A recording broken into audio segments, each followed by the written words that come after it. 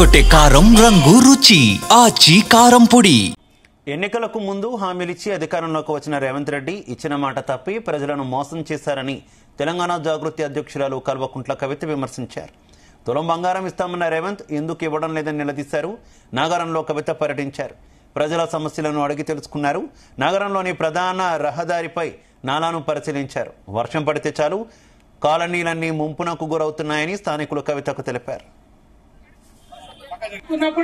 మా జాగ్రత్తలు పిలుచురంటే రావాలి. మీరు రాకపోతే నాకైతే బలం ఉండదు.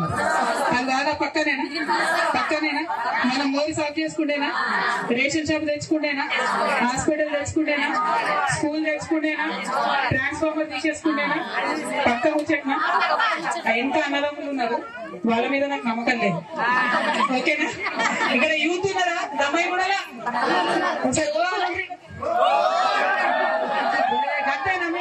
ఓకే, ఆగురు మా ఆడబిడ్డలు ఒకసారి ఓనండి. అట్లా అందుకే మీ యూత్ మీద నమ్మకం లేదంటున్నాను. మా ఆడబిడ్డలే కరెక్ట్, మాకు వాళ్ళైతేనే కరెక్ట్ ఉంటారు. సో వాళ్ళ శక్తితో సాధించుకుంటాం. యువ మిత్రులు ఇక్కడ ఉన్న యూత్ ని కూడా నేను రిక్వెస్ట్ చేస్తున్నా. కార్పొరేటర్లు వస్తారు, ఎమ్మెల్యేలు వస్తారు, వాళ్ళందరూ మాట ఇచ్చి ఉంటారు. వాళ్ళందరూ మన ఓట్లు వేసుకొని ఉంటారు. మరి ఖచ్చితంగా అడగాలి. మా అక్కయ్యలు చూడు భయం లేకుండా అడుగుతారు, ఏం సార్ ఇది ఇస్తాను విడవైనా అంటారు. మీరేమో ఇంకెంత తిరుగుతారు. అట్లా కాదు, మనకి ఇచ్చిన మాట నెరవేర్చేంత వరకు కూడా ఖచ్చితంగా రాజకీయ నాయకుల్ని వెంటబడాలి. ఏ పార్టీ అన్నది లేదు. ఓటు వేసినాం కదా, వేసినాక ఎన్నికైన వాళ్ళు పనిచేయాలి.